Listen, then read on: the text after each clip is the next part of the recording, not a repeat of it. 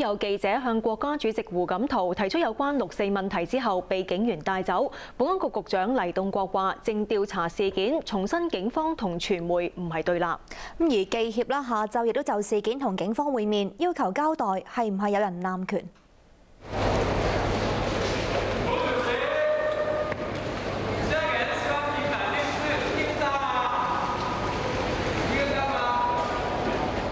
一個記者喺國家主席胡錦濤視察啟德郵輪碼頭期間，提出涉及六四嘅問題之後，被警方帶走嘅事。警方曾經發表聲明，就引起傳媒不安，表示遺憾，但一直冇致歉。3個傳媒團體下晝就同警方會面，要求警方交代。記協引述警方話，已經收到2宗唔係由當事人提出嘅投訴，已經轉交警察投訴課跟進。但就要等埋監警會嘅調查，先至能夠作出內部檢討。佢話佢哋冇指令，佢哋嘅指令係非常清楚咧，就係傳媒嘅問題同埋態度咧，同佢哋嘅工作咧係即係同警方嘅工作咧係無關嘅。我甚至有問過佢，咁係唔係話你哋有一個總的指令咧，就係唔可以俾領導人聽到一啲佢覺得敏感嘅問題，包括咩平反六四啊、李旺陽啊呢啲都唔得，所以咧示威遊行唔得，提問都唔得。咁佢話絕對冇。而啱啱坐正保安局局長嘅黎棟國就重申，記者同警方嘅工作並唔係對立。無論點都好，雙方密切嘅溝通，繼續嘅溝通咧，係一個最好嘅方法，係等到大家咧都能夠係加深相互嘅理解，同埋咧係加強大家嘅合作。傳媒係佢哋有一個天職，向市民咧係報導所發生嘅事。咁警察咧不嬲，佢哋都係會盡量去協助傳媒去採訪嘅。佢話警方正調查事件，強調香港係有制度處理。港大民意研究計劃最新嘅調查，5個市民最熟悉嘅紀律部隊當中，消防處嘅評分排第1，警務處就包尾。調查上個月進行，消防處獲得嘅評分高達80分，滿意度近90%，而飛行服務隊、海關同入境處評分都超過70分。排包尾嘅警隊係唯一評分唔夠70分嘅紀律部隊。咁至於市民對警隊嘅滿意度，最近1年不斷跌，最新嘅滿意度跌到5.5%，較舊年12月跌7個百分點，較舊年3月更加急跌16個百分點。對於國家主席胡錦濤出席特區政府就職典禮時提出，特區政府要完善同基本法實施嘅相關制度同機制。咁基本法委員會副主任梁愛詩認為，領導人並唔係要催促香港就基本法23條立法。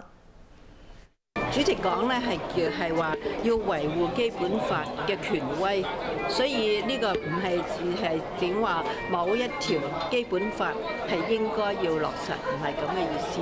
過去15年我哋都一直係落實基本法啦，但係呢個時時都可以做得好一啲嘅。其實基本法寫咗一説話叫責成特區政府自行立法咧，呢個已經係即係我哋有個責任喺處。至於幾時做、咩時間係適當、點樣做法，呢個完全係由政府去決定。消防處職工總會前日起展開工業行動，停止所有非緊急召喚服務工作，咁期望爭取每週工時縮減到48個鐘。咁工會投訴部門要求參與工業行動嘅消防員填寫陳述書，解釋響應嘅原因，咁擔心會被秋後算賬。實習記者曾子雷報導。消防處職工總會話，大概有1000名會員參與工業行動。佢哋只會執行緊急召喚、操練、巡查同埋防火等工作，會停止喺消防局內嘅清潔、保安以及文書等職務。但消防處要求參與員工填寫事件陳述書，交代原因。工會接獲超過100宗投訴。同事就擔心就一定有嘅，因為冇理由無端端就要佢寫份呢啲陳述書嘅。咁通常呢啲係我哋，譬如我哋個人變更啊。又或者我哋犯咗事，你先要寫呢啲咁嘅陳述書。咁如果我哋參加工業行動，而我哋嘅工業行動又唔影響救援嘅，咁點解要我哋寫呢？佢係根據乜嘢理據要我哋寫呢？消防處對員工採取工業行動感到失望，強調要求員工交代係避免不必要誤會，而影響緊急服務，並非秋後算賬。佢有啲工作佢唔想做，我哋會解釋俾佢聽。有啲工作咧佢係需要做，如果佢堅持唔想做嘅咧，我哋係留為記錄。事後咧之後，我哋係會同工會跟進嘅，係同個別同事咧，我哋係絕對唔會有秋後算賬呢回事。對於工會縮減工時嘅訴求，署方話現階段正構思減少車間人手，期望喺9月中提出諮詢。亞洲電視記者曾子雷報導。財政司司長曾俊華話，由於財金工作繁重，設立副財政司司長並唔係壞事。咁至於副司長嘅人選，曾俊華就話並唔係佢揀㗎，但係相信會合作愉快。李正如報導。第4屆特區政府未能夠以3司2副司14局嘅新架構上場。對於盛傳立法會議員陳茂波會出任副財政司司長，財政司司長曾俊華話：副財政司司長並唔係由佢親自揀㗎，亦都冇證實副財政司司長嘅人選，但相信同陳茂波會合作愉快。阿波我都認識咗一段時期嘅，咁呢人都幾好嘅個人。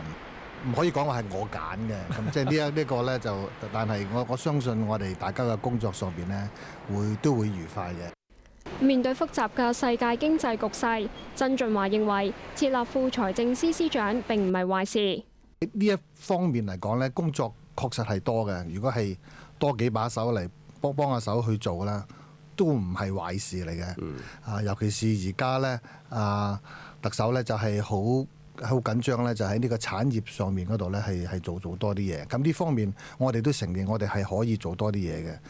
對於樓價高企同埋商鋪租金上升，曾俊華話：政府已經推出相關嘅措施，亦都已見成效。當局會繼續密切留意樓市嘅發展。亞洲電視記者李正月報道。轉喺四川省十方市，大批民眾連續第3日上街，反對當局容許興建木同金屬加工廠，擔心會污染環境。咁市政府就話啦，部分群眾破壞政府建築物，警察施放催淚彈驅散聚集嘅人，有10幾個民眾受傷。有報道就話1個小童死亡，但官方否認。市政府話為保社會大局穩定，已經要求木同廠停止施工。孫兆平報導。警察施放催淚彈驅散企圖衝擊市委市政府大樓嘅民眾。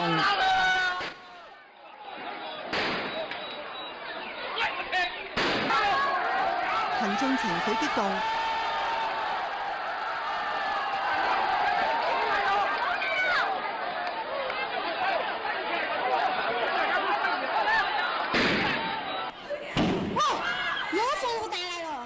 繼續有市民上街聚集。